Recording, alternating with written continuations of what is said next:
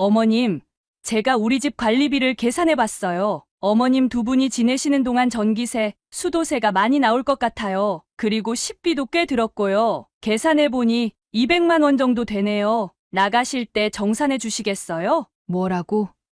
내가 너희 집에서 돈 내고 지내야 한다고? 네, 어머님. 요즘 물가가 비싸잖아요. 그리고 어머님 때문에 우리가 사생활도 없고 불편한 점이 많았거든요. 형님 집에는 500만 원이나 주시면서 우리한테는 왜 그런 게 없어요? 무슨 일이에요? 엄마, 왜 얼굴이 그렇게 하얘요? 어머님이 우리 집에서 지내는 비용에 대해 이야기하고 있었어요. 당신 형수님 치료비로는 500만 원이나 주시면서 우리한테는 200만 원도 못 주시겠대요. 서진아, 지금 뭐 하는 거야? 어떻게 우리 부모님한테 그런 말을 할 수 있어? 왜? 내가 뭐 잘못 말했어? 당신 부모님이 우리 집에서 5일이나 지내시는데 그에 맞는 비용을 내시는 게 당연하잖아. 큰아들네만 특별 대우하고 우리는 뭐 2등 시민이야? 서진아, 내가 언제 너희를 2등 시민 취급했니? 내가 500만 원을 보낸 건 너희 형수가 암 치료를 받고 있어서야. 그게 어떻게 차별이 된다는 거니? 사연을 듣고 난 후 각자의 의견을 댓글로 남겨주시기 바랍니다. 사소한 댓글이라도 사연자분에게 큰 힘이 될 수 있습니다. 각색될 수 있고 사연자분의 입장에서 구성될 수 있습니다. 026 여사님은 강원도의 작은 마을에서 태어난 전형적인 가부장적 집안의 막내딸이었습니다. 그녀는 3명의 오빠들 사이에서 자라면서 눈에 띄는 차별을 경험했습니다. 오빠들은 고등교육을 받을 기회가 주어졌지만 그녀에게는 여자가 공부해서 뭐 하냐는 말만 돌아왔습니다. 그녀는 어린 시절부터 집안일을 도맡아 하면서도 틈틈이 공부를 게을리하지 않았습니다. 학교에서는 항상 상위권을 유지했지만 아버지는 그녀의 성적표에 무관심했습니다. 아버지, 제가 이번에 전교 5등 했어요. 그럼 뭐하니? 밥상은 제대로 차릴 줄 아냐? 시집가서 남편 위할 줄은 알고? 이런 대화가 일상이었던 026 여사님은 고등학교 졸업장을 받자마자 집을 나오기로 결심했습니다. 그녀의 반항은 조용했지만 단호했습니다. 엄마, 전 여기서 더는 살 수 없어요. 제 인생은 제가 살고 싶어요. 그래도 딸이 어떻게 집을 나가니? 내 아버진 절대 용서하지 않을 거야. 용서를 바라고 하는 게 아니에요. 이건 제 삶이니까요. 그렇게 그녀는 서울로 올라와 병원 기숙사에 들어가 간호조무사로 일하기 시작했습니다. 낯선 환경과 고된 업무에 처음에는 적응하기 힘들었지만 그녀는 자신의 선택을 후회하지 않았습니다. 적어도 여기서는 자신의 능력으로 인정받을 수 있었기 때문입니다. 그녀가 24살이 되었을 때 병원에 입원한 한 환자의 보호자로 왔던 28살의 남자를 만났습니다. 그 남자는 그녀가 지금까지 만났던 남자들과는 달랐습니다. 집안의 가부장적인 아버지나 오빠들과 달리 그는 026 여사님의 의견을 존중하고 그녀를 한 인간으로 대해 주었습니다. 어머니 상태가 어떤가요? 그런데 죄송한데 이름이 아, 전 공이옥이고 간호조무사예요. 어머니는 안정을 찾고 계세요. 이렇게 시작된 그들의 대화는 점점 더 깊어졌고 어느새 그들은 서로에게 특별한 감정을 느끼고 있었습니다. 기옥 씨, 오늘 퇴근하고 시간 있으세요? 커피 한잔 할까요? 글쎄요. 근무 끝나고 좀 피곤할 것 같은데 그럼 다음에요. 부담 갖지 마세요. 그의 이런 배려 깊은 태도가 026 여사님의 마음을 열게 했습니다. 연애 기간 동안 그는 항상 그녀의 의견을 존중했고 그녀의 꿈과 목표를 지지해 주었습니다. 나중에 우리 결혼하면 기옥 씨가 공부 더 하고 싶으면 하셔도 돼요. 제가 도울게요. 정말요? 보통 남자들은 여자가 결혼하면 집에서 살림만 하길 바라잖아요. 난 희옥 씨가 행복한 게 제일 중요해요. 내 아내가 자기 꿈을 이루는 모습을 보고 싶어요. 그렇게 1년간의 연애 끝에 그들은 결혼을 결정했습니다. 공이옥 여사님의 부모님은 처음에는 반대했지만 예비 사위의 진지한 태도에 결국 동의했습니다. 아버지, 저는 희옥 씨를 진심으로 사랑합니다. 평생 행복하게 해드리겠습니다. 결혼 후 그들은 작은 아파트에서 새 출발을 했고 2년 후 첫 아들이 그리고 3년 뒤 둘째 아들이 태어났습니다. 공이옥 여사님은 아이들이 어릴 때는 집에서 육아에 전념했지만 늘 자신만의 일을 가지고 싶다는 꿈을 간직하고 있었습니다. 여보, 나도 애들 좀 크면 다시 일하고 싶어. 그래. 당연히 그래야지. 내가 애들 봐줄게. 그녀의 남편은 약속대로 항상 그녀를 지지해주는 든든한 버팀목이 되어 주었습니다.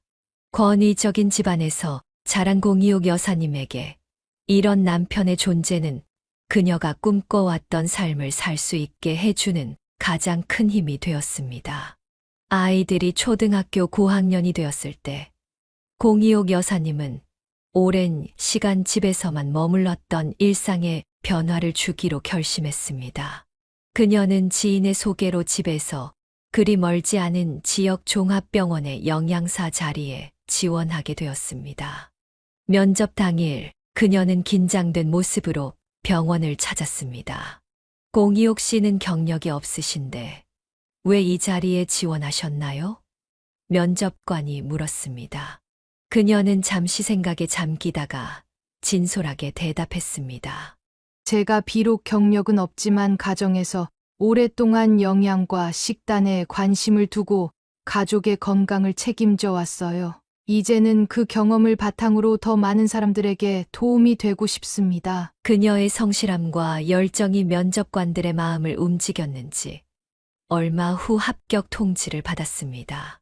병원 영양사로서의 생활은 생각했던 것보다 훨씬 더 고된 일이었습니다.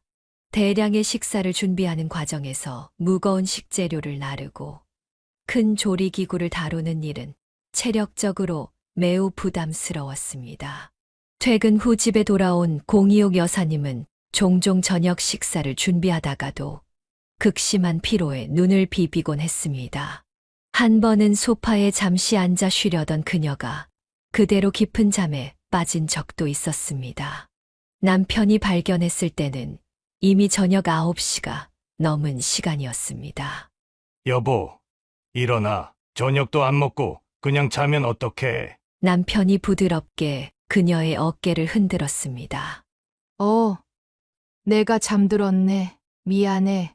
금방 저녁 준비할게. 괜찮아. 오늘은 내가 뭐라도 해놨어. 너무 무리하지 마. 그녀의 남편은 이런 상황이 반복되자 자신이 더 많은 집안일을 도와야겠다고 결심했습니다. 아이들도 어머니의 고단함을 눈치채고 있었습니다. 어느 토요일 저녁 공이옥 여사님이 쌓여있는 빨래 더미 앞에서 한숨을 쉬며 옷을 개기 시작했을 때 큰아들이 다가왔습니다. 엄마, 얼굴이 너무 안 좋아 보여요. 오늘은 쉬세요. 저희가 할게요. 작은 아들도 곧바로 거들었습니다. 맞아요. 엄마는 저번 주부터 계속 피곤해 보이셨어요. 저희도 이제 다 컸으니까 이 정도는 할 수 있어요. 두 아들은 엄마를 소파로 안내한 뒤 능숙하게 빨래를 개기 시작했습니다. 비록 그들의 방식이 완벽하진 않았지만 그 모습은 공이옥 여사님의 마음을 따뜻하게 녹였습니다. 이것이 일회성 행동으로 끝나지 않았습니다. 주말마다 아이들은 번갈아가며 집안일을 도왔고 때로는 어머니가 늦게 퇴근하는 날에는 간단한 저녁 식사를 준비해 놓기도 했습니다. 특히 그녀가 어깨 통증을 호소할 때면 두 아들은 서로 다투어 어머니의 어깨를 마사지해 주기도 했습니다. 어머, 너희 손이 점점 더 야무져지는구나. 이제 전문가급이네. 엄마가 매일매일 힘들게 일하시는데 이 정도는 해드려야죠. 병원에서의 근무는 육체적으로 힘들었지만 그녀는 자신의 일의 보람을 느끼고 있었습니다.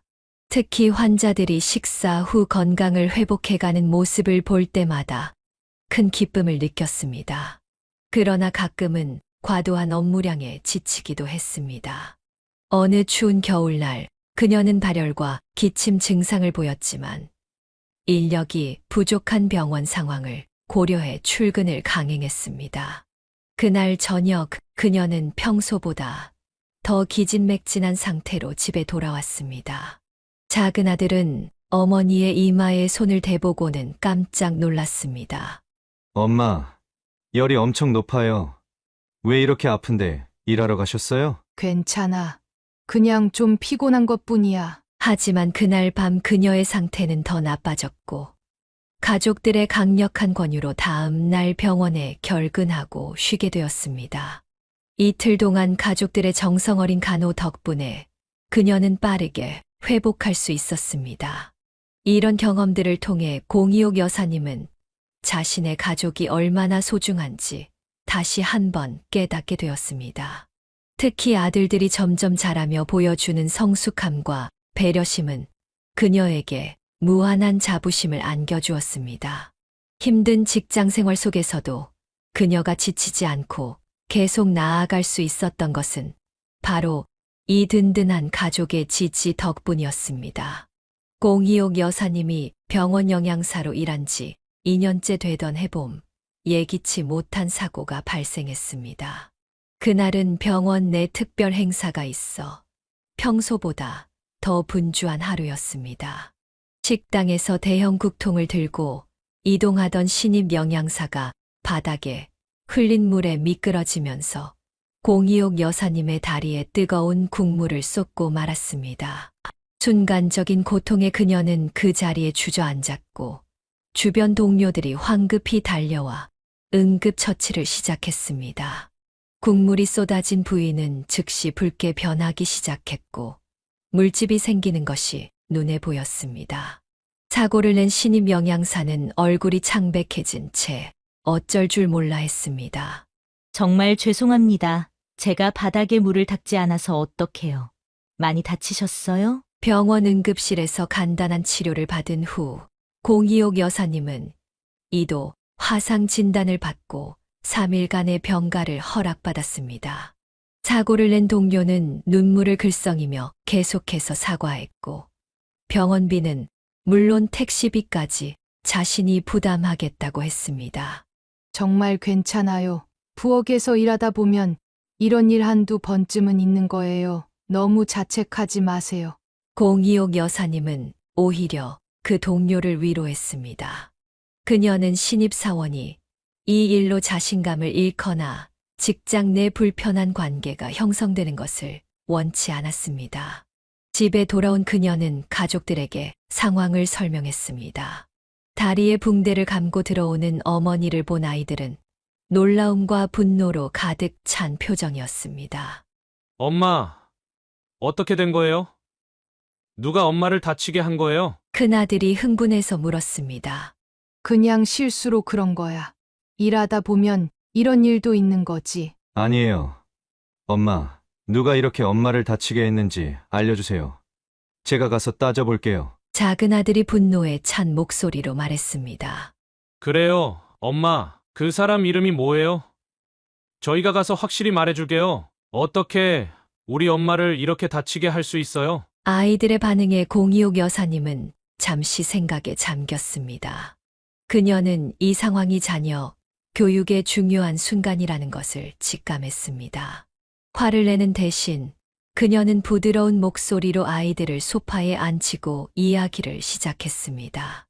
얘들아, 엄마가 중요한 이야기를 해줄게. 세상을 살다 보면 실수하지 않는 사람은 없어. 오늘 엄마를 다치게 한 그 선생님도 일부러 그런 게 아니라 실수로 그런 거란다. 그분도 지금 많이 미안해하고 계실 거야. 하지만 엄마가 많이 아프잖아요. 작은 아들이 여전히 불만스러운 표정으로 말했습니다. 맞아, 엄마가 지금 아프지. 하지만 생각해봐. 만약 너희가 친구를 실수로 다치게 했는데 그 친구의 형이나 동생이 와서 너희를 혼내면 어떨 것 같니? 아이들은 잠시 말이 없었습니다. 공이옥 여사님은 계속해서 말을 이어갔습니다. 우리가 살면서 가장 중요한 것은 서로를 이해하고 용서하는 마음이야. 그 선생님은 이미 엄마에게 진심으로 사과했고 병원비도 모두 내셨어. 실수를 하고 진심으로 반성하는 사람에게는 우리도 넓은 마음을 가져야 해. 점차 아이들의 표정이 누그러지기 시작했습니다. 큰아들이 조심스럽게 물었습니다. 그래도 엄마, 그 선생님이 앞으로는 더 조심해야 하지 않을까요?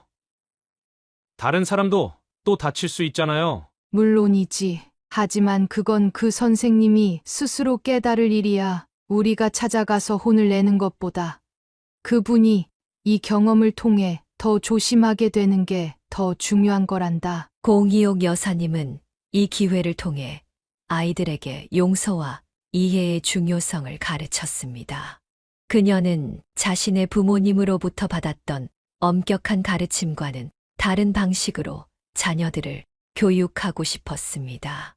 사람은 누구나 실수할 수 있으며 그것을 인정하고 용서하는 마음이 중요하다는 것을 알려주고 싶었습니다.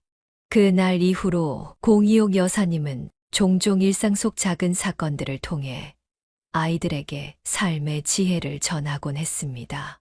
학교에서 있었던 친구와의 다툼, 시험에서의 실수, 약속을 지키지 못했을 때의 대처법 등 다양한 상황에서 그녀는 아이들이 올바른 가치관을 형성할 수 있도록 도왔습니다.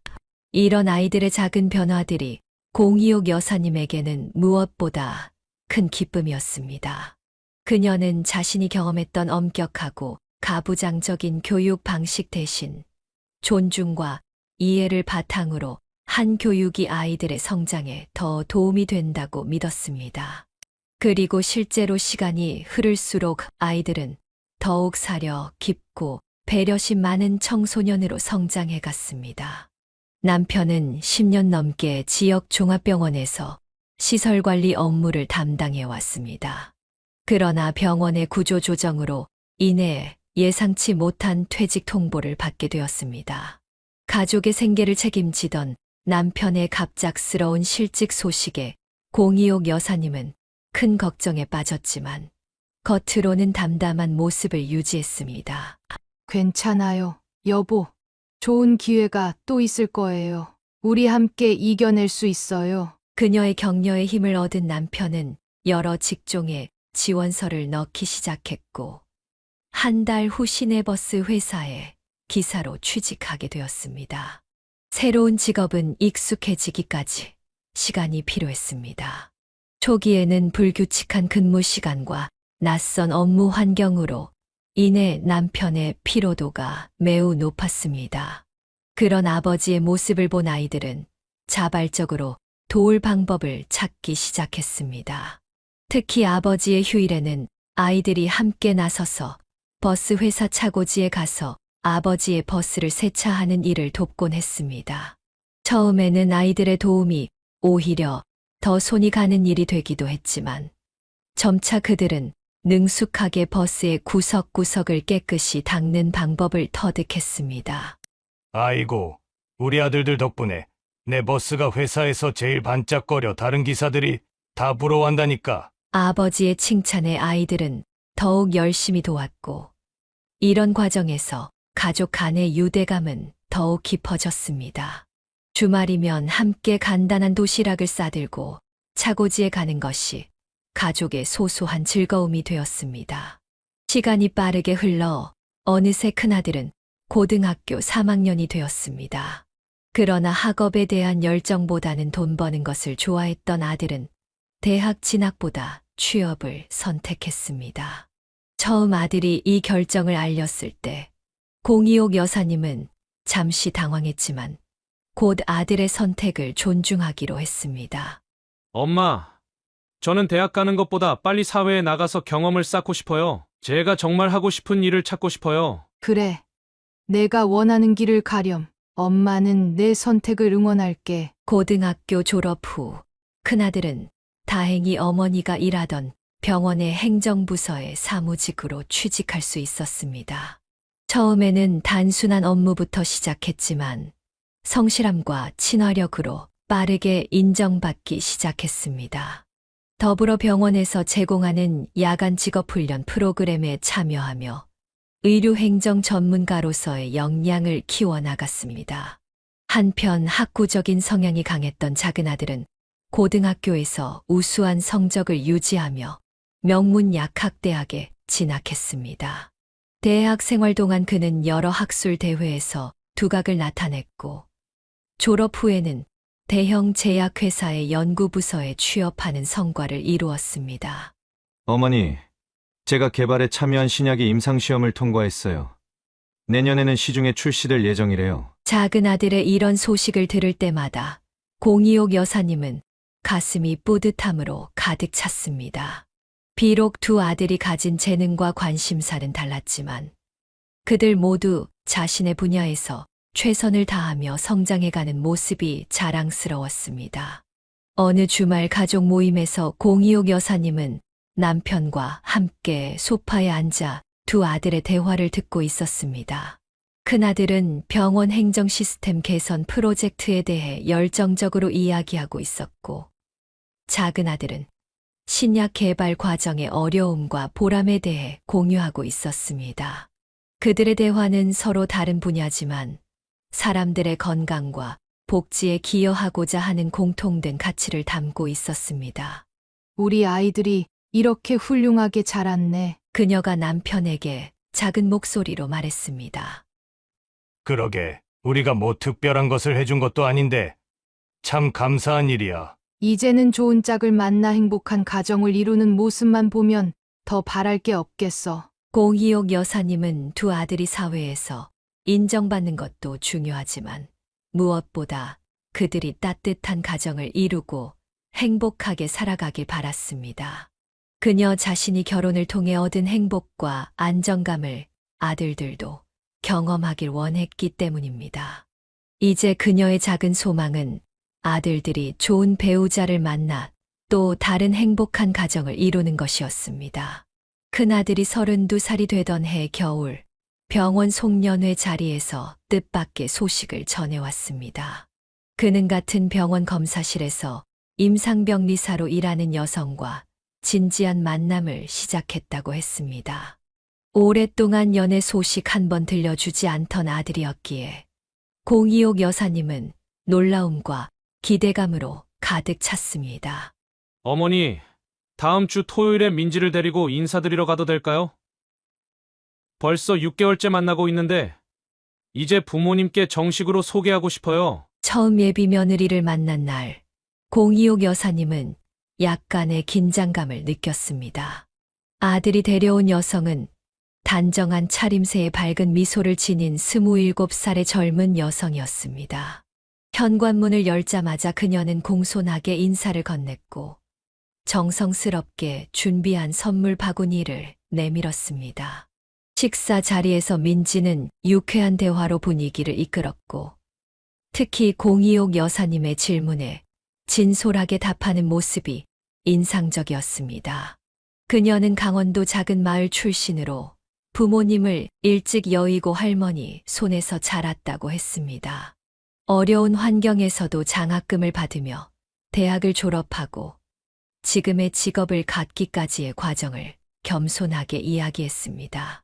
식사 후 설거지를 하던 중 공이옥 여사님은 민지가 자연스럽게 주방에 들어와 도움을 주는 모습에 마음이 더욱 열렸습니다. 그녀는 익숙한 솜씨로 그릇을 닦고 정리하며 이것저것 물어보는 것이 참으로 사랑스러웠습니다. 그날 이후로 민지는 종종 아들과 함께 공이옥 여사님의 집을 방문했고 차츰 가족처럼 편안한 관계가 형성되었습니다. 예상보다 빠르게 큰아들은 6개월 후 민지와의 결혼을 발표했습니다. 공이옥 여사님은 마음속으로 이미 민지를 딸처럼 여기고 있었기에 이 소식이 무척 기뻤습니다. 결혼식은 소박하지만 따뜻한 분위기 속에서 진행되었습니다. 신혼집이 공이옥 여사님의 집에서 그리 멀지 않아 그녀는 종종 가벼운 마음으로 방문할 수 있었습니다. 그러나 그녀는 의도적으로 신혼부부의 공간을 존중하며 미리 연락하는 습관을 들였습니다.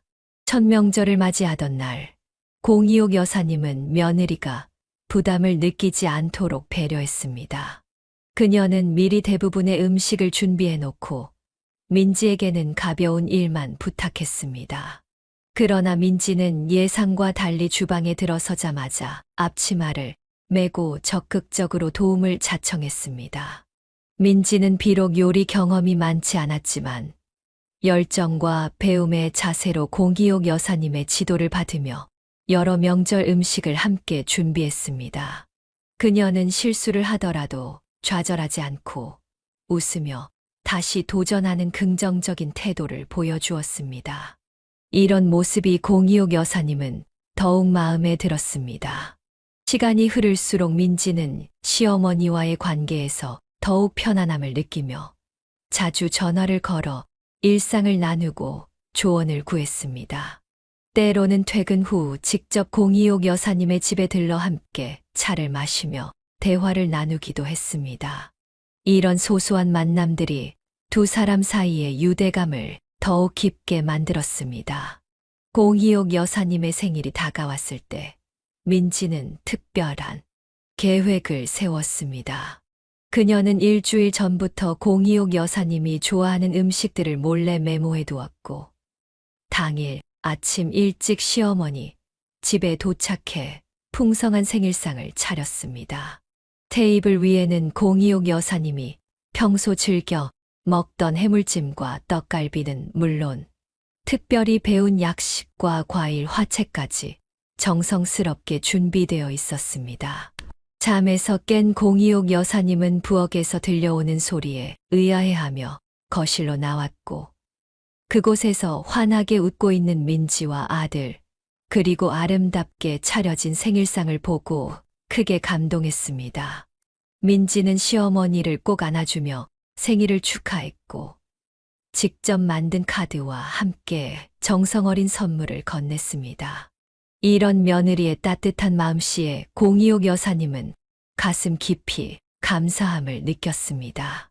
그녀는 과거 자신이 시집살이의 고통 속에서 힘들었던 경험을 떠올리며 며느리에게 절대로 그런 아픔을 주지 않겠다고 다짐했습니다. 그리고 민지의 세심한 배려와 효심 덕분에 시어머니 며느리 관계가 아닌 진정한 모녀와 같은 유대감을 형성할 수 있었습니다. 이후 민지가 첫 아이를 가졌다는 소식을 전했을 때 공이옥 여사님은 그 어느 때보다도 큰 기쁨을 느꼈습니다. 그녀는 임신 기간 내내 민지를 살뜰히 보살폈고 출산 후에도 신생아 돌봄을 적극적으로 도왔습니다. 민지는 이런 시어머니의 도움에 깊은 감사함을 표했고 그들의 관계는 더욱 돈독해졌습니다. 큰며느리 민지는 결혼 후 2년 만에 첫 아이를 가졌습니다. 임신 소식을 들은 공이옥 여사님은 한 달 내내 설렘과 기대로 잠을 설쳤습니다.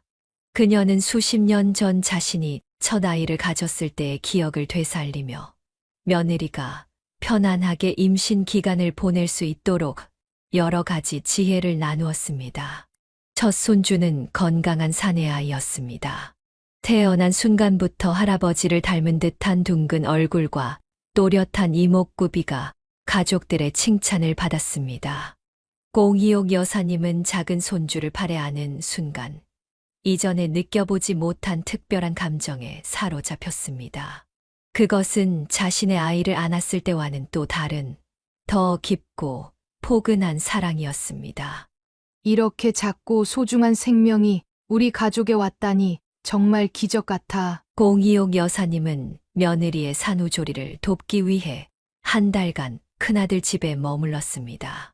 그녀는 새벽에 깨는 아기를 대신 안아주고 며느리가 충분한 휴식을 취할 수 있도록 집안일을 도맡아 했습니다.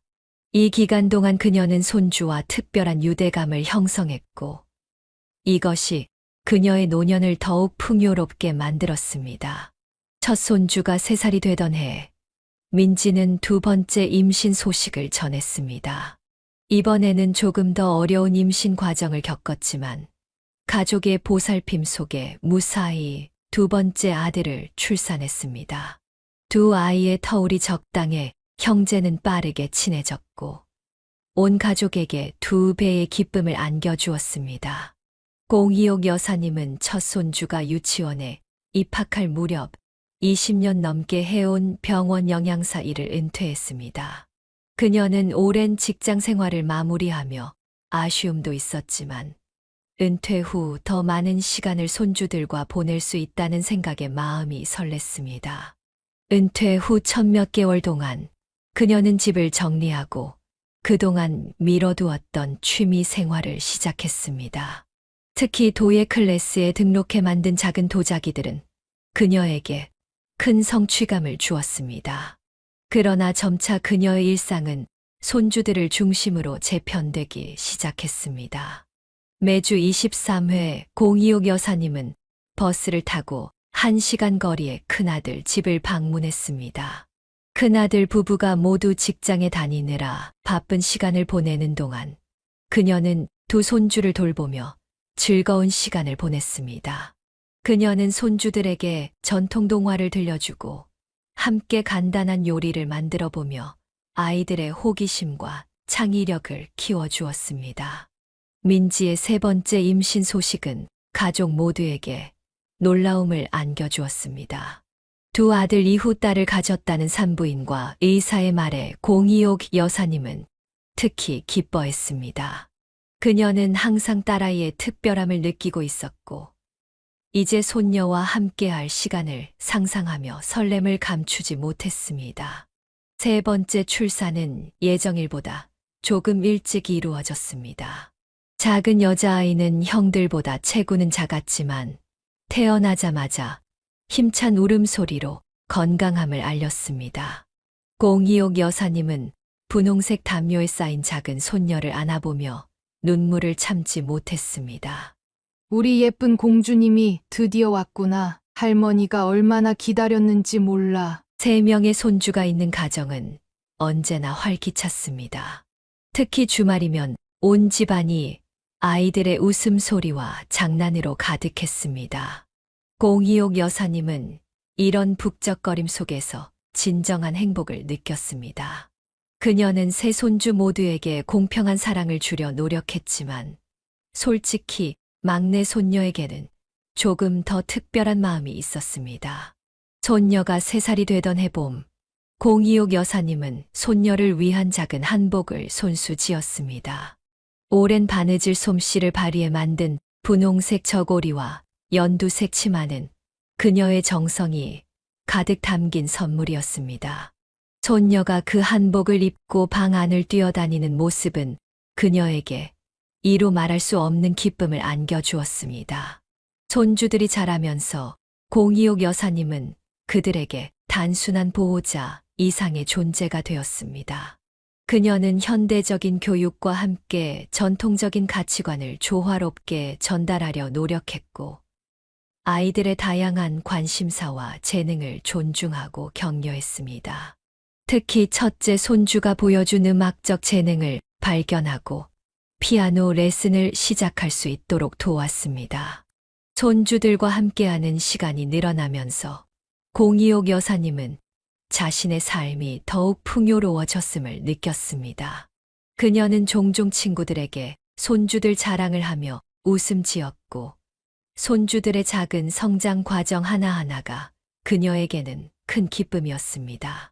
작은 아들 민석이 36살이 되던 해, 그는 회사 동료로부터 소개받은 여성과 약혼했다는 소식을 전해왔습니다. 서진은 대기업 인사팀에서 근무하는 세련된 도시 여성이었습니다.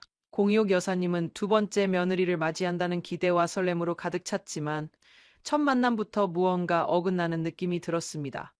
약혼녀 서진은 예에 바르고 단정한 인상이었지만 그녀의 눈빛과 말투에서 묘한 거리감이 느껴졌습니다.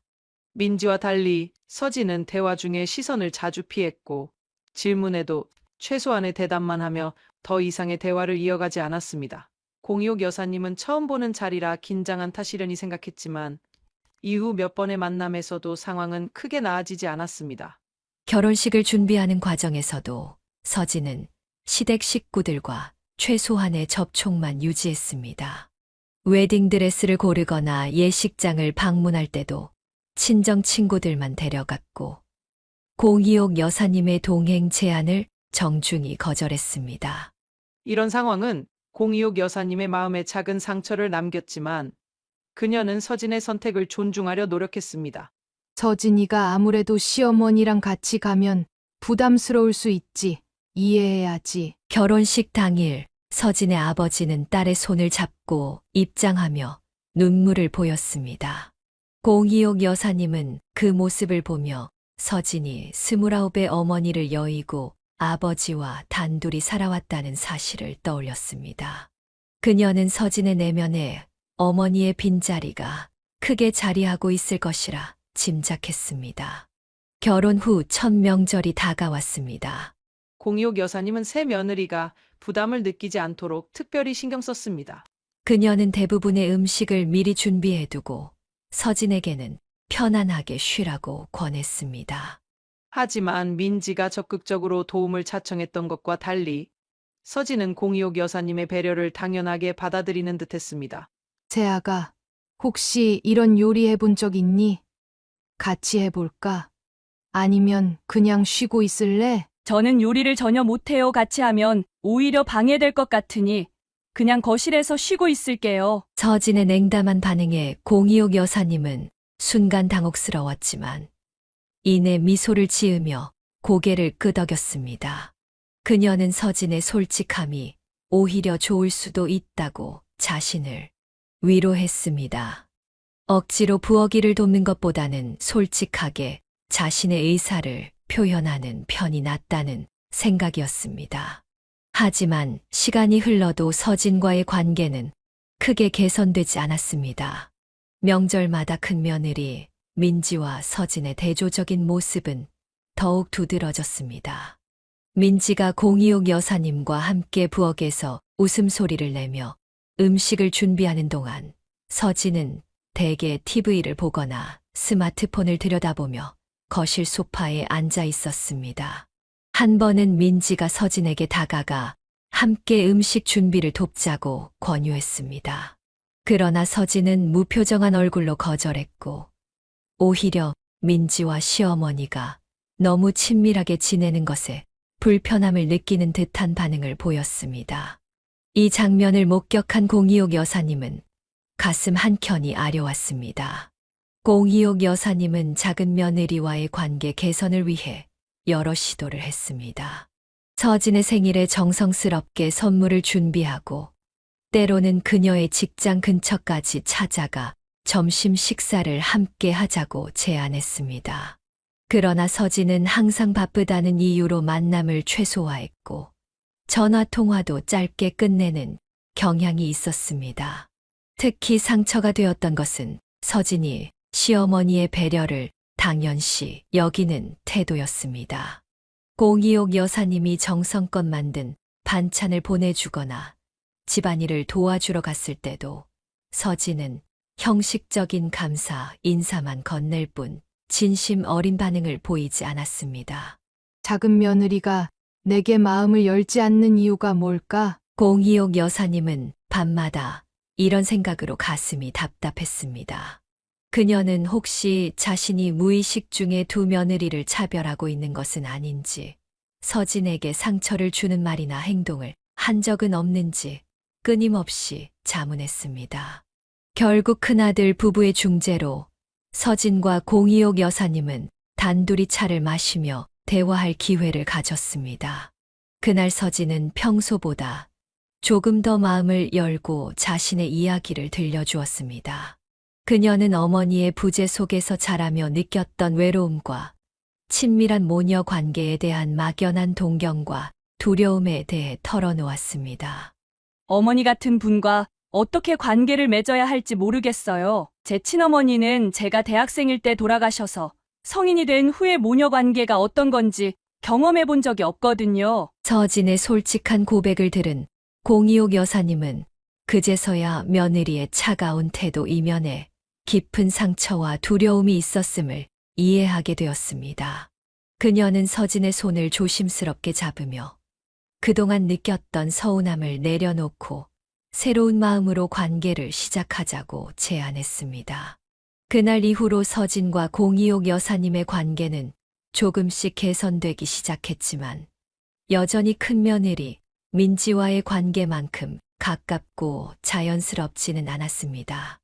공이옥 여사님은 때로는 서진의 냉담함에 상처받기도 했지만 그녀만의 속도와 방식으로 관계를 형성해 나가야 한다는 것을 받아들이려 노력했습니다. 공이옥 여사님의 생활은 두 아들과 두 며느리, 그리고 3명의 손주들로 채워져 있었지만 그녀의 마음 한구석에는 자신도 인정하기 싫은 불편한 현실이 자리하고 있었습니다. 바로 두 아들 가정의 뚜렷한 경제적 격차였습니다. 작은 아들 민석은 대형 제약회사의 연구개발팀 책임자로 승진하면서 연봉이 크게 뛰었고, 작은 며느리 서진 역시 글로벌 기업의 인사팀에 근무하며 상당한 수입을 올리고 있었습니다. 둘이 맞벌이를 하면서 모은 자금으로 신축 아파트를 장만했다는 소식을 들었을 때 공이옥 여사님은 축하의 마음과 함께 미묘한 걱정이 교차했습니다. 반면 큰아들 가정의 상황은 사뭇 달랐습니다. 큰아들은 여전히 병원 행정직에 머물러 있었고 큰며느리 민지는 새 아이를 출산하면서 경력이 단절된 상태였습니다. 아이들이 어느 정도 자란 후 민지가 파트타임으로 일을 시작했지만 그 수입은 가게에 큰 도움이 되지 못했습니다. 새 아이의 교육비와 생활비로 매달 빠듯한 살림을 꾸려가는 큰아들 부부의 모습이 공이옥 여사님의 마음을 무겁게 했습니다. 명절날 두 가정의 차이는 더욱 극명하게 드러났습니다. 작은 아들 부부는 고급 브랜드의 의류를 차려입고 외제차를 타고 왔지만 큰아들 부부는 평범한 차림의 대중교통을 이용해 도착했습니다. 특히 큰며느리 민지는 여러 해 동안 같은 옷을 입고 다니는 모습이 눈에 띄었습니다. 한 번은 민지가 입은 스웨터에 목이 늘어나 있는 것을 보고 공이옥 여사님이 걱정스럽게 물었습니다. 아가, 새 옷 좀 사 입지 그래? 이건 목도 다 늘어났네. 민지는 쑥스러운 듯 웃으며 대답했습니다. 괜찮아요. 어머님 아이들 학원비에 생활비에 제 옷은 정말 필요할 때만 사면 돼요. 이거 아직 충분히 입을 만해요. 그 말을 듣는 순간 공이옥 여사님의 가슴이 찢어지는 듯 했습니다. 반면 작은 며느리 서진은 매번 새로운 명품 가방과 액세서리를 착용하고 있었고 심지어 동네 마트에 갈 때도 고급스러운 차림새를 유지했습니다. 이런 상황을 더는 두고 볼 수 없었던 공이옥 여사님은 백화점에서 두 며느리를 위한 옷을 구매했습니다. 똑같은 브랜드, 똑같은 가격대의 옷을 골랐고 다음 가족 모임에서 두 며느리에게 전달했습니다. 큰 며느리 민지는 감격스러운 표정으로 선물을 받았습니다. 어머님, 이렇게 비싼 옷을 저한테 사주시다니 정말 감사합니다. 하지만 너무 아까워서 쉽게 입지 못할 것 같아요. 그러나 작은 며느리 서진의 반응은 예상 밖이었습니다. 그녀는 선물 상자를 열어보더니 미소 한 번 짓지 않고 건조하게 감사 인사만 전했습니다.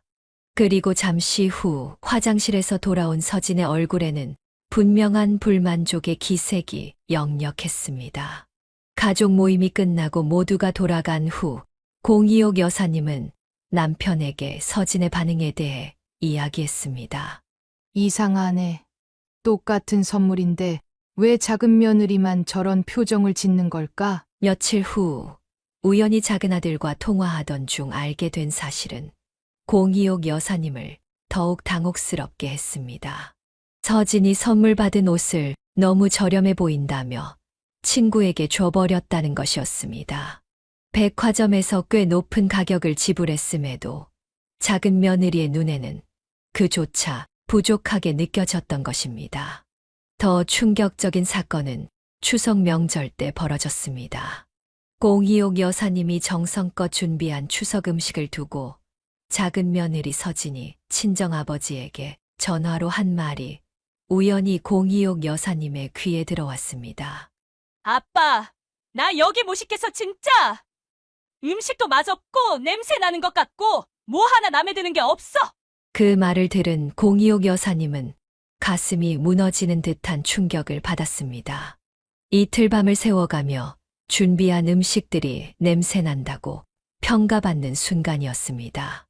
경제적 차이는 단순히 물질적인 것에만 국한되지 않았습니다. 두 아들 가정의 생활 방식과 가치관에도 점점 간극이 벌어지고 있었습니다. 작은 아들 부부는 해외여행을 자주 다니고 최신 가전제품으로 집을 채우며 트렌디한 라이프 스타일을 추구했습니다. 반면 큰아들 부부는 검소하고 실용적인 생활을 이어갔고 아이들의 교육과 가족의 건강에 우선순위를 두었습니다. 공희옥 여사님은 두 가정의 차이가 단순한 경제적 격차를 넘어 점점 더 깊은 가족 갈등의 씨앗이 될까 두려웠습니다. 그녀는 밤마다 어떻게 하면 이 상황을 중립적으로 조율할 수 있을지 고민했지만 뚜렷한 해결책을 찾지 못했습니다. 결국 그녀가 할 수 있는 것은 두 가정 모두를 똑같이 사랑하고 지원하는 것뿐이었습니다. 가족 모임이 잦아지면서 작은 며느리 서진의 표정과 행동에서 불만의 기색이 더욱 뚜렷해졌습니다. 그녀는 가족들이 모인 자리에서 종종 소외감을 느끼는 듯한 모습을 보였고, 특히 공희옥 여사님과 큰며느리 민지가 대화를 나눌 때마다 날카로운 시선을 보내곤 했습니다. 처음에는 단순한 기분 변화라고 생각했던 공희옥 여사님은 점차 서진의 행동에 패턴이 있다는 것을 깨달았습니다. 어느 추운 겨울날 공희옥 여사님은 심한 감기로 며칠간 앓아누웠습니다. 열이 심하게 오르고 기침이 멈추지 않아 가족들이 걱정했지만 그녀는 병원에 가는 것을 거부했습니다. 그런 상황을 들은 큰며느리 민지는 즉시 한의원에 들러 보약을 지어왔고 직접 시어머니 집을 방문해 간호했습니다. 어머님, 이 보약 꼭 드셔야 해요. 제가 한의사 선생님한테 어머님 증상 다 말씀드렸더니 이게 가장 좋대요. 민지의 정성에 감동한 공희옥 여사님은 며느리가 건네준 보약을 마셨고 민지의 간호 덕분에 빠르게 회복할 수 있었습니다. 이 소식이 가족 단체 채팅방에 공유되자 작은 며느리 서진이 불쑥 연락을 해왔습니다. 어머님, 왜 저한테는 아프다고 말씀 안 하셨어요? 저도 챙겨드릴 수 있는데. 공희옥 여사님은 서진의 말에 당혹스러움을 느꼈습니다. 그녀는 누구에게도 특별히 아프다고 말하지 않았고 단지 가족 단체 채팅방에 몸이 불편하다는 메시지를 한 번 남겼을 뿐이었습니다. 민지가 직접 찾아온 것은 그녀의 자발적인 행동이었습니다. 이런 일이 있은 후 서진은 점점 더 예민하게 반응하기 시작했습니다. 명절 준비를 위해 모인 자리에서 공희옥 여사님과 민지가 함께 주방에서 요리하며 웃고 떠드는 모습을 지켜보던 서진이 갑자기 주방으로 들어와 불편한 표정으로 말했습니다. 어머님과 형님은 정말 친하시네요. 대화가 끊이질 않네요. 그 말에는 분명한 시샘의 감정이 서려 있었습니다. 민지가 서진에게 함께 요리하자고 권유했지만 서진은 냉담하게 거절했습니다. 특히 큰 충돌이 일어난 것은 서진이 처사들을 출산했을 때였습니다. 공희옥 여사님은 즉시 아들 부부의 집으로 달려가 축하의 마음을 전하고 정성스럽게 준비한 선물과 산후조리에 필요한 음식들을 가져갔습니다. 그리고 함께 앉아 이야기를 나누던 중 공희옥 여사님이 무심코 한 말이 문제가 되었습니다. 아이 키우는 게 처음이라 많이 혹시 궁금한 게 있으면 너희 형님한테 물어보렴. 새 아이를 키운 경험이 있으니까 여러 가지로 도움이 될 거야. 그 말을 들은 서진의 표정이 순간 굳어졌습니다. 그녀는 잠시 침묵하다가 예상치 못한 반응을 보였습니다. 어머님은 저보다 형님을 더 신뢰하시는 것 같네요. 저도 어머님께 직접 조언을 듣고 싶었는데. 서진의 목소리에는 누구도 예상치 못한 상처와 서운함이 묻어 있었습니다. 그제서야 공희옥 여사님은 자신의 말이 어떻게 해석될 수 있는지 깨달았습니다. 그녀는 단지 실용적인 조언을 하려 했을 뿐이었지만 서진의 귀에는 그것이 차별로 들렸던 것입니다. 그 후로도 비슷한 상황은 반복되었습니다. 공이옥 여사님이 큰 며느리에게 보내는 일상적인 관심과 애정이 서진의 눈에는 모두 편애로 비춰졌습니다.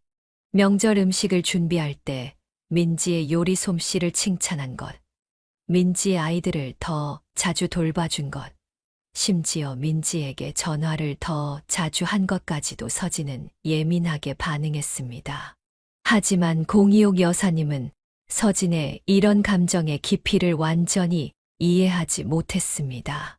그녀는 두 며느리를 똑같이 대하려 노력했고, 오히려 큰아들 가정의 경제적 어려움을 감안해 그쪽에 조금 더 신경 쓰는 것이 자연스럽다고 생각했습니다. 사실 서진의 마음 깊은 곳에는 누구에게도 말하지 못한 상처가 있었습니다. 어머니를 일찍 여의고 자란 그녀에게는 어머니와의 관계가 항상 동경의 대상이자 불안의 원천이었습니다. 다른 친구들이 어머니와 쇼핑을 가고 비밀을 나누고 조언을 구하는 모습을 부러워했던 서진은 시어머니에게서 그 빈자리를 채우고 싶은 마음이 있었습니다. 하지만 민지가 이미 시어머니와 깊은 유대감을 형성하고 있는 모습을 보며 서진은 자신이 그 자리를 차지할 수 없다는 절망감을 느꼈습니다. 그녀의 시샘과 냉담함은 사실 깊은 상실감과 소외감에서 비롯된 방어 기제였지만 그녀는 이를 제대로 표현하는 방법을 알지 못했습니다. 공이옥 여사님은 종종 서진의 기분이 좋지 않을 때면 특별히 챙기려 노력했지만 그럴수록 서진은 더 차갑게 반응했습니다. 마치 누군가의 친절이 더 깊은 상처를 건드리는 것처럼 서진은 공이옥 여사님의 따뜻함을 받아들일 준비가 되어 있지 않았습니다. 겨울이 끝나갈 무렵 가족들에게 예상치 못한 충격적인 소식이 전해졌습니다. 어느 일요일 가족 모임에서 큰아들은 평소보다 어두운 표정으로 가족들을 바라보며 목을 가다듬었습니다. 식사가 끝난 후 거실에 모인 가족들 앞에서 떨리는 목소리로 말을 꺼냈습니다. 다들 앉으세요. 중요한 이야기가 있어요. 그 말에 모두의 시선이 집중되었고 공이옥 여사님은 순간 불길한 예감이 들었습니다. 큰아들의 표정에서 심상치 않은 무언가를 직감했기 때문입니다. 민지가 지난주에 병원에 갔는데 유방암 초기 판정을 받았어요. 마치 시간이 멈춘 듯한 침묵이 거실을 채웠습니다. 공이옥 여사님은 자신의 귀를 의심했습니다. 민지는 겨우 42살, 새 아이의 엄마였습니다. 항상 건강에 신경 쓰고 밝은 웃음을 잃지 않던 그녀가 어떻게 암이라는 병에 걸릴 수 있단 말인가요? 유방암이라니 어떻게 그런 일이. 공이옥 여사님의 목소리가 떨렸습니다. 큰아들은 아내가 몇 주 전부터 가슴에 만져지는 작은 멍울을 발견했지만 바쁜 일상 속에서 대수롭지 않게 여겼다고 설명했습니다. 그러다 통증이 지속되자 병원을 찾았고 정밀 검사 결과 초기 유방암 진단을 받았다는 것이었습니다. 다행히 아직 전이는 없었지만 곧 수술을 받아야 하는 상황이었습니다. 공이옥 여사님은 그 자리에서 쓰러질 것 같은 충격을 받았습니다. 자신보다 젊은 며느리가, 그것도 항상 건강하고 활력 넘치던 민지가 암이라니 도저히 믿기지 않았습니다. 가족들은 각자의 방식으로 충격을 표현했습니다. 남편은 입술을 꽉 다문 채 창밖만 바라보았고, 작은 아들은 형에게 구체적인 치료 계획과 예후에 관해 질문했습니다. 가장 놀랍게도 평소 냉담했던 서진의 얼굴에도 진심 어린 걱정의 기색이 역력했습니다. 민지는 당분간 가족들에게 이 사실을 비밀로 해달라고 부탁했습니다. 아이들이 너무 걱정할까봐, 그리고 주변 사람들의 동정 어린 시선이 부담스러울까봐 조용히 치료받기를 원했기 때문입니다. 하지만 가족들은 이런 중요한 일을 함께 나누고 도와야 한다고 생각했습니다. 그날 밤 공이옥 여사님은 잠을 이루지 못했습니다. 그녀는 사랑하는 며느리가 암과 싸워야 한다는 사실에 가슴이 찢어지는 듯 했습니다. 어떻게든 도움이 되고 싶은 마음에 그녀는 다음 날 아침 일찍 은행을 찾았습니다. 공이옥 여사님과 남편은 오랫동안 모아둔 노후 자금의 일부인 500만 원을 큰아들 부부에게 보냈습니다. 치료비와 생활비에 보탬이 되길 바라는 마음이었습니다. 큰아들은 처음에 거절했지만 공이옥 여사님은 단호했습니다. 이것은 단순한 경제적 지원이 아니라 어머니의 사랑과 응원의 표현이었습니다. 며칠 후 민지는 종합병원에서 유방부분 절제술을 받았습니다. 공이옥 여사님은 수술 내내 병원 대기실에서 기도했습니다. 다행히 수술은 성공적이었고 의사는 조기 발견 덕분에 예후가 좋을 것이라 예측했습니다. 하지만 재발 방지를 위한 항암 치료와 방사선 치료가 남아 있었고 이는 민지에게 또 다른 시련이 될 것이었습니다. 민지가 퇴원한 후 공이옥 여사님은 손주들을 돌보기 위해 큰아들 집에서 함께 지내기로 했습니다. 그녀는 아침 일찍 일어나 아이들의 아침 식사를 준비하고 등교를 돕고 집안일을 처리했습니다. 민지가 치료로 인한 부작용으로 힘들어할 때면 그녀는 영양가 높은 음식을 정성껏 준비하고 도움이 될 만한 정보를 찾아보았습니다. 이 어려운 시기에 뜻밖의 변화가 일어났습니다. 작은 며느리 서진이 점차 달라지기 시작한 것입니다. 처음에는 형식적인 위로 전화에 그쳤지만 점차 그녀는 주말마다 민지를 찾아와 함께 시간을 보내기 시작했습니다. 두 며느리 사이에 특별한 유대감이 형성되었고 서진은 민지의 항암 치료 일정에 맞춰 휴가를 내어 병원에 동행하기도 했습니다. 공이옥 여사님은 이런 서진의 변화에 깊은 감동을 받았습니다. 평소 서진이 민지에게 약간의 거리감을 두고 있었다는 것을 알고 있었기에 위기 앞에서 보여준 그녀의 따뜻한 마음씨가 더욱 값지게 느껴졌습니다. 몇 달간의 치료 과정은 민지뿐만 아니라 가족 모두에게 힘든 시간이었습니다. 항암 치료로 인해 민지는 머리카락이 빠지고 극심한 피로와 구토에 시달렸습니다. 아이들은 엄마의 변화된 모습에 처음엔 당황했지만 곧 각자의 방식으로 엄마를 돕기 시작했습니다. 큰아이는 동생들을 챙기는 역할을, 둘째는 집안일을 돕는 역할을, 막내는 엄마의 곁을 지키며 응원하는 역할을 자처했습니다. 가족 전체가 민지의 투병을 함께하며 공이옥 여사님은 가족의 의미를 새롭게 깨달았습니다. 위기 앞에서 서로를 지지하고 도우며 사소한 갈등과 차이를 넘어 하나가 되는 가족의 모습이 그녀의 마음을 따뜻하게 했습니다.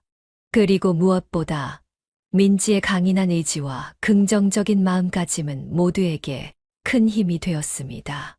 폭우가 쏟아지던 여름밤, 공이옥 여사님의 집에서 예상치 못한 재난이 발생했습니다. 저녁 식사 준비를 하던 중 갑자기 싱크대에서 물이 역류하기 시작한 것입니다. 처음에는 단순한 배관 막힘으로 생각했지만 물이 점점 더 넘쳐 주방 바닥을 뒤덮기 시작했습니다. 여보, 빨리 와봐요. 싱크대에서 물이 쏟아져 나와요. 남편이 황급히 주방으로 달려왔지만 상황은 이미 통제불능 상태였습니다. 물은 주방 바닥을 넘어 거실까지 흘러들어갔고 급기야 벽지가 물을 흡수해 검은 얼룩이 퍼지기 시작했습니다. 남편은 당황한 채로 수도 밸브를 잠그고 수건으로 물을 닦아보았지만 이미 피해는 상당했습니다. 다음 날 아침 급히 불러온 배관공은 단순한 배관 문제가 아니라 오래된 집의 구조적 문제라고 진단했습니다. 배관 노후화, 벽체 습기 침투, 그리고 화장실 타일 균열까지 종합적인 집수리가 필요한 상황이었습니다. 최소 5일은 걸릴 겁니다. 두 동안은 다른 곳에서 지내셔야 해요. 먼지와 소음이 심할 테니까요. 갑작스러운 소식에 공기옥 여사님과 남편은 난감해졌습니다. 큰아들 집은 멀리 있는 데다 민지가 항암 치료 중이라 부담을 줄 수 없었습니다. 결국 그들은 가까이 사는 작은 아들 집에 머물기로 결정했습니다.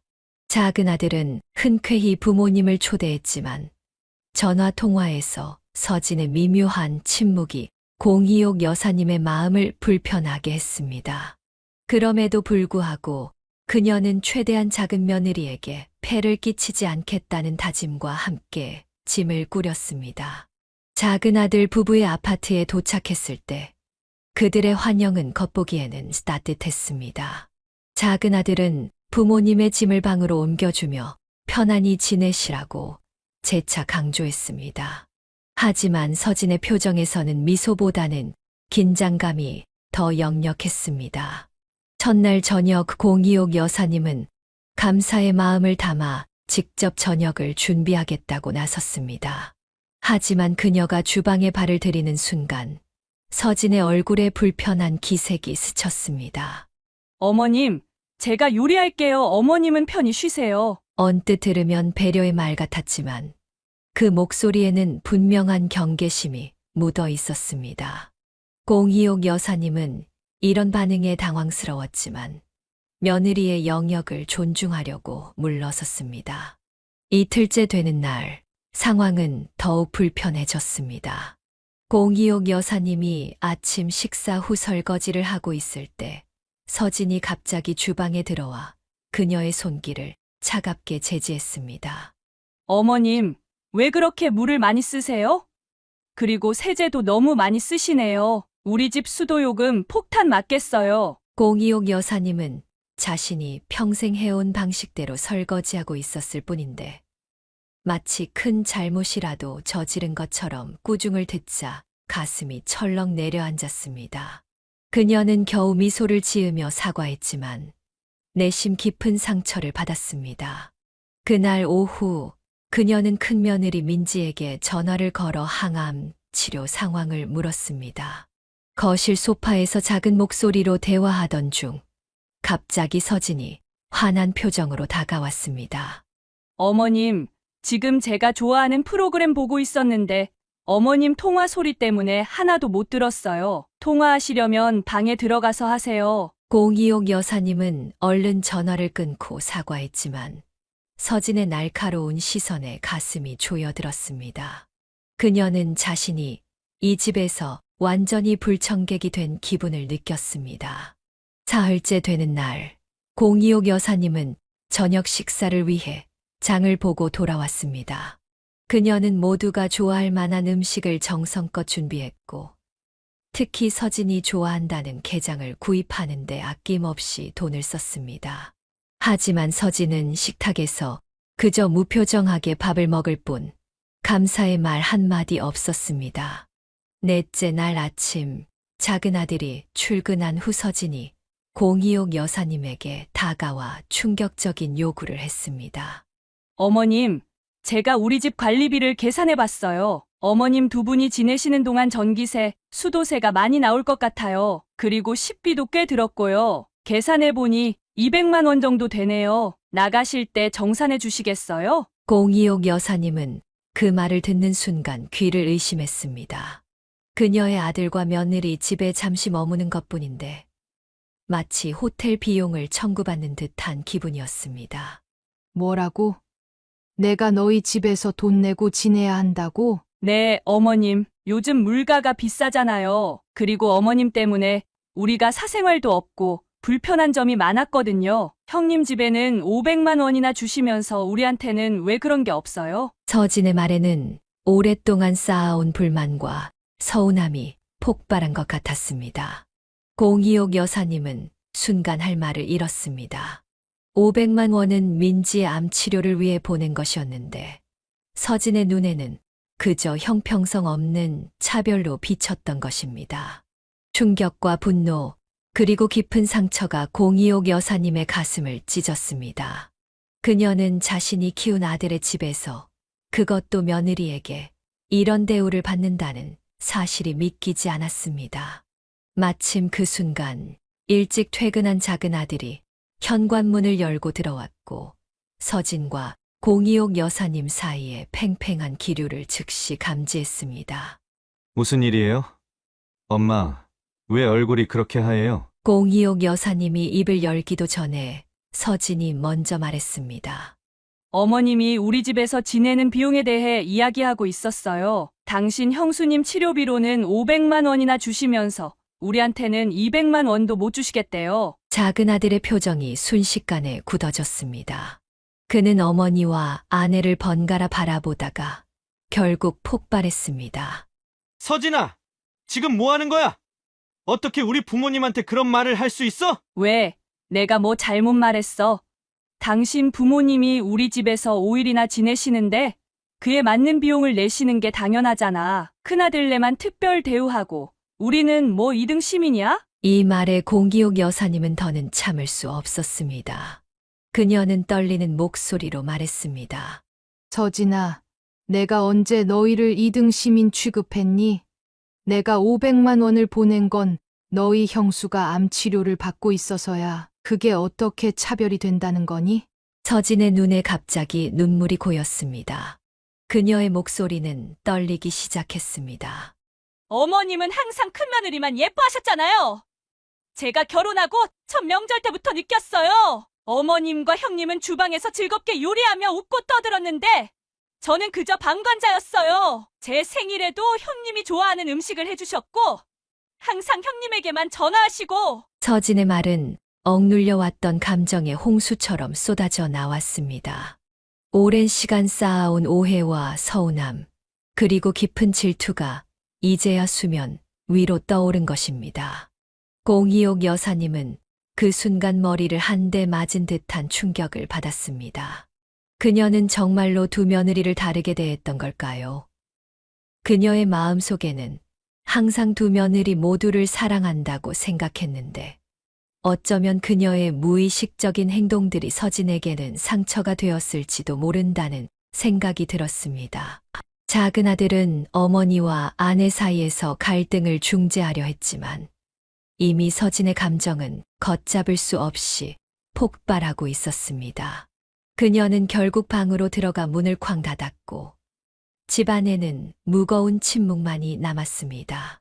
그날 밤 공이옥 여사님은 잠을 이루지 못했습니다. 그녀는 서진과의 관계를 되돌아보며 자신도 모르게 그녀에게 상처를 준 순간들을 하나하나 떠올렸습니다.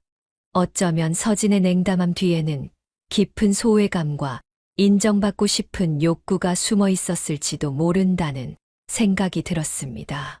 공이옥 여사님은 일찍 일어나 조용히 짐을 쌌습니다.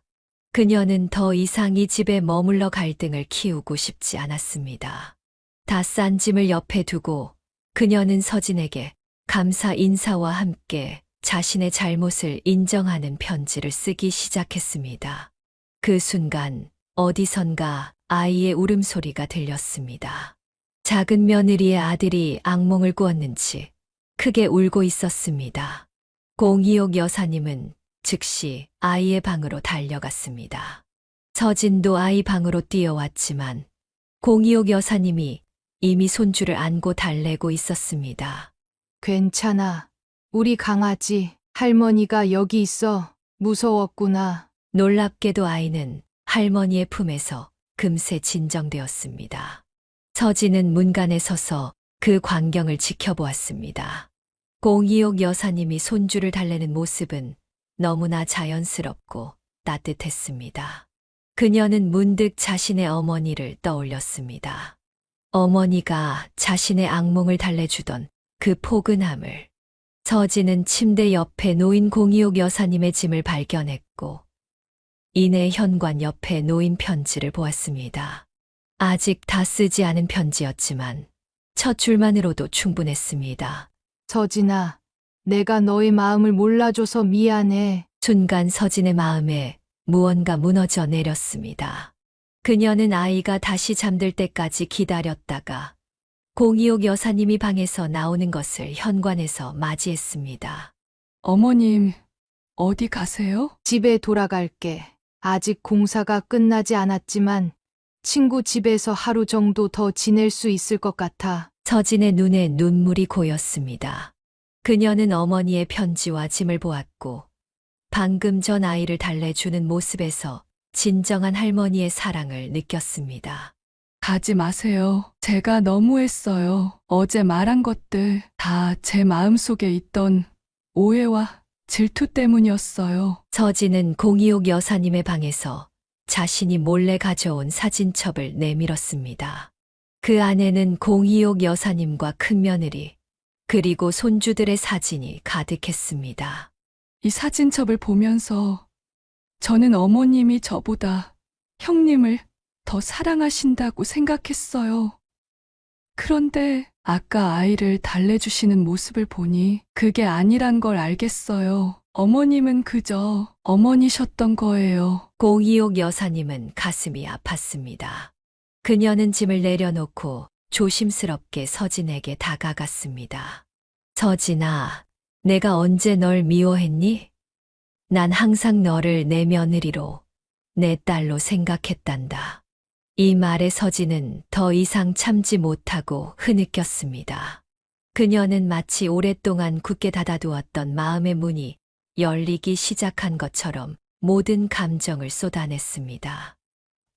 저는 어머니가 그리웠어요. 제 어머니는 제가 대학생일 때 돌아가셨고, 저는 항상 엄마의 사랑이 그리웠어요. 결혼하면 시어머니와 친모녀 같은 관계가 될 수 있을 거라 기대했는데, 형님이 이미 그 자리를 차지하고 있는 것 같았어요.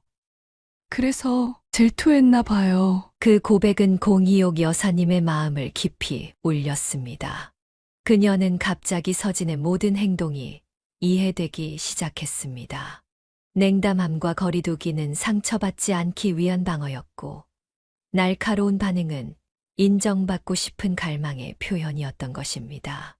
공이옥 여사님은 천천히 팔을 벌려 서진을 안았습니다.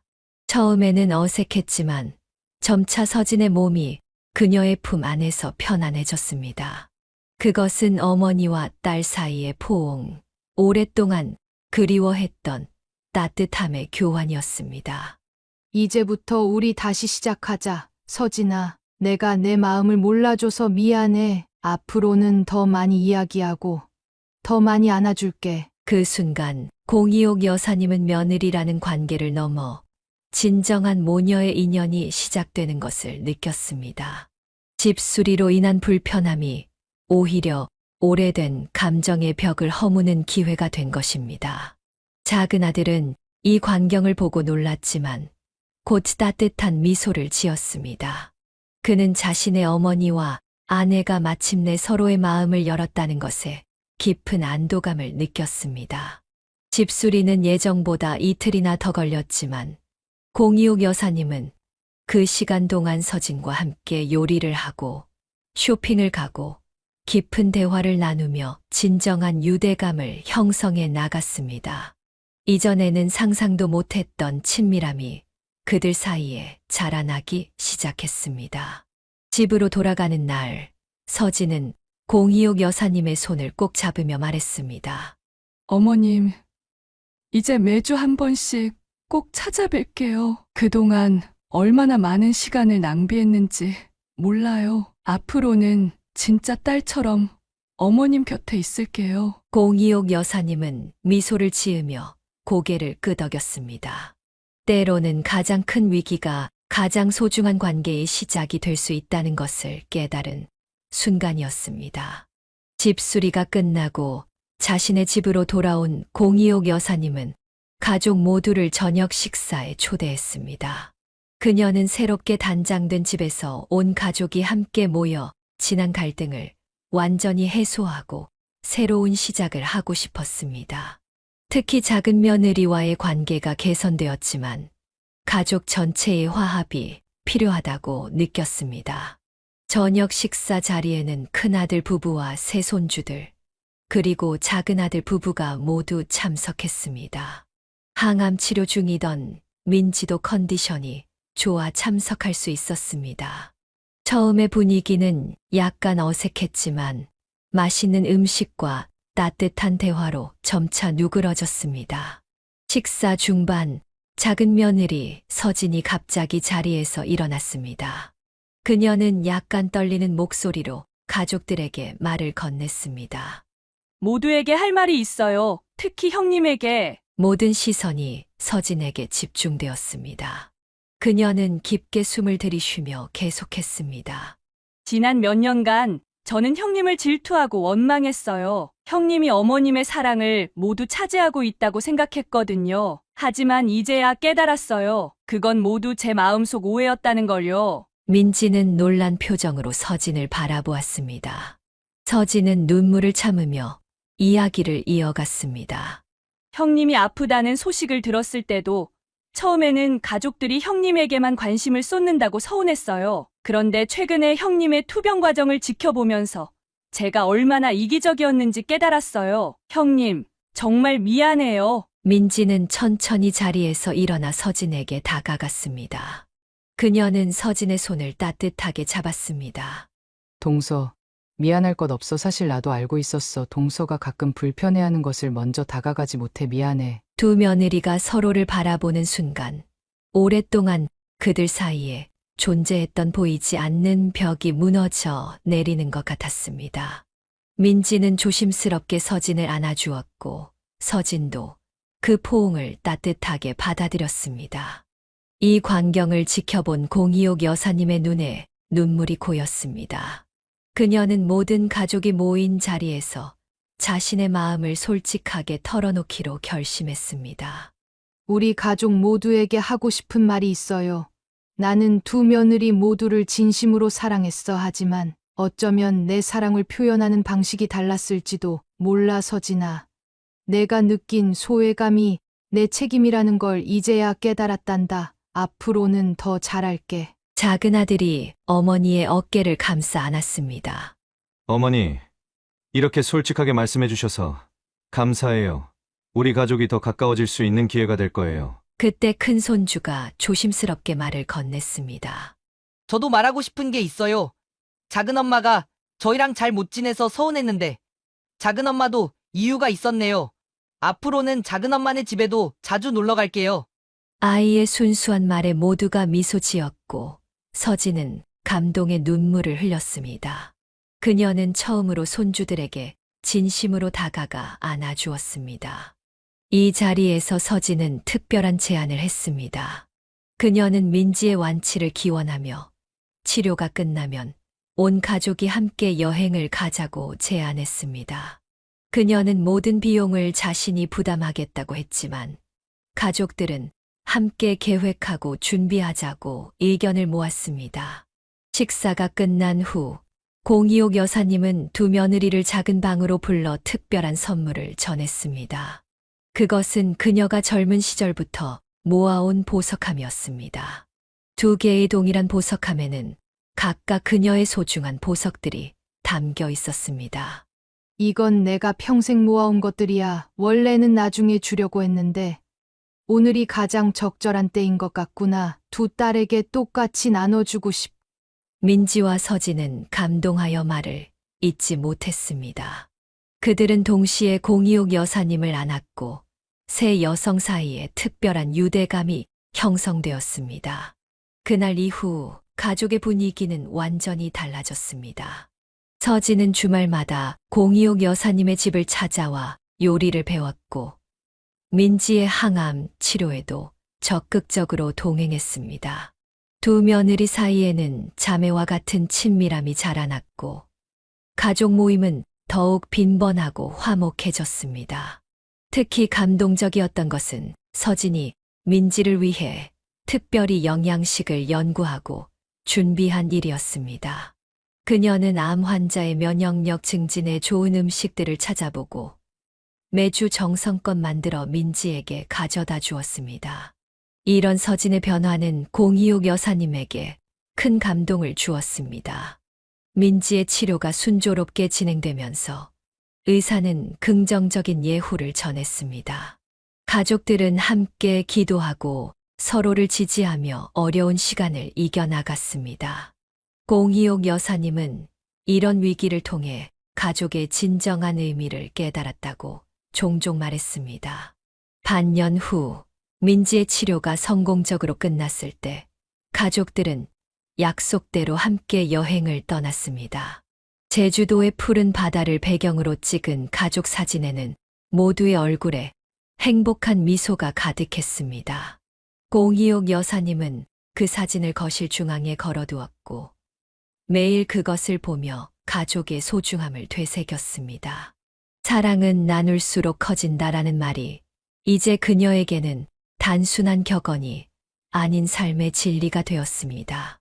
오해와 갈등은 사라지고 이해와 포용으로 채워진 가족의 모습이야말로 그녀가 평생 꿈꿔온 진정한 행복이었습니다.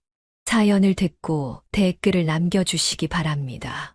사소한 의견일지라도 사연자분에게는 큰 힘이 됩니다. 노골적인 악성 댓글은 사연자분에게 상처가 될 수 있으니 삼가주시기 바랍니다.